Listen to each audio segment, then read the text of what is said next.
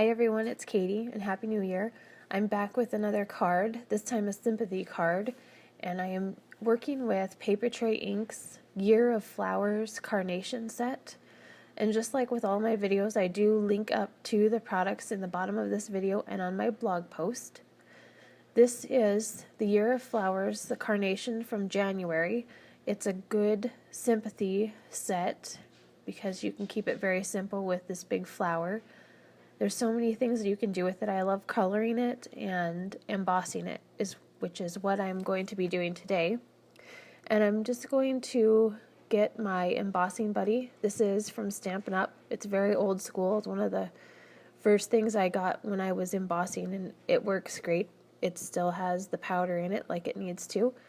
And so I'm using that, just rubbing it on my paper. It takes off the static and keeps the paper from collecting extra embossing powder. This embossing ink is also old school Stampin' Up, but it still works, and I have the re-inker, so I don't see any reason why I should go out and buy something new.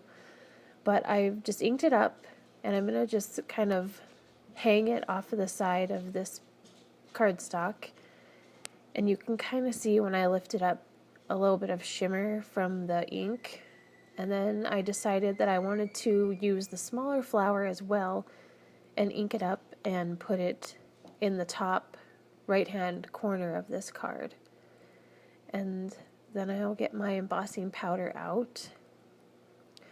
This embossing powder tip, I believe I saw a long time ago from Christina Werner, where she kept it in these little Ziploc tubs.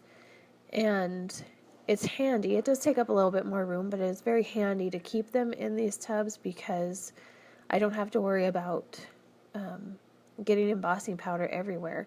It stays in the tub, and I can just shake it back in there, and I'm good to go. This is also more Stampin' Up product, but it is Stampin' Up white embossing powder. It lasts a long time. Then I used my heat gun, and I'm heating it up. I did fast forward this because it's kind of time consuming and a little bit boring, but it is fun to watch the change. And my kids still come in when I'm doing this because they want to watch and see how it changes over from the powder to the shimmer. It is mesmerizing, I guess, to the kids. So now that I have it all embossed and everything, I'm going to mat this blue piece of cardstock on some white cardstock. And I didn't want to flip it over. I think it would have been totally fine, but it's just me. I put the tape with my ATG gun on the white cardstock and then just laid the blue on top of it, and that totally is fine. You could have flipped it over, but I didn't.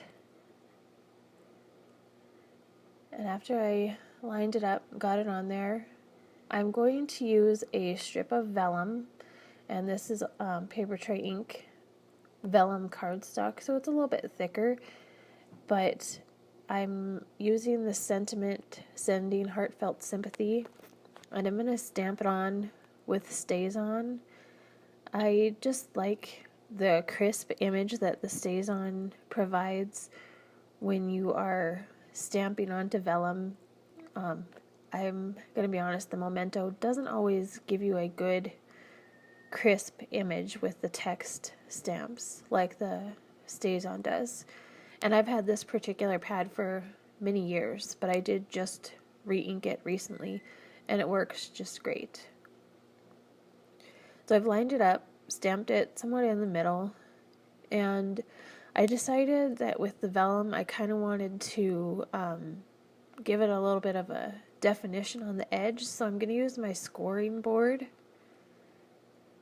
and I'm going to flip it over and score the back. And I'm scoring it at about 1/8 of an inch from each side. I did try to zoom in here, and it didn't want to focus for me, but anyway, you get the idea of what I'm doing here. I'm scoring it about 1/8 of an inch from the side, and that way when I flip it over, it just kind of gives some edge depth to that vellum. without having to mat it or anything. And it did crimp up the side a little bit. But once you flip it over and put it on your card, it will lay down flat and just have a nice little definition to it. Just something else. Keeping the card very simple, but it just provides just a little bit more something on the front. Then I'm wrapping it around the cardstock front that I have here. I honestly haven't found anything that I like to adhere vellum with without seeing the vellum or the tape through the vellum. So I'm just using my ATG gun, and I had a little bit of difficulty getting it to lay down, but it was me. It's not anything other than me, operator error there. So I've got it with some tape on the little flaps, and then I just folded it over. Now you could have scored those on the side, but I've found that just folding it gets a true edge and not risking getting it too small. So then I'm going to put some ATG tape on there and put it on the base of my cardstock, which is going to be a tall card. This is a regular 8-inch paper that I cut in half at 4 1/4, and then I scored it at 5.5 inches, folded it in half, and put my card front on there. And voila, there you go. A very simple card, perfect for Sympathy, which I don't like making, but I usually always have to have one. So there you go. All right, thank you for watching. Have a great day.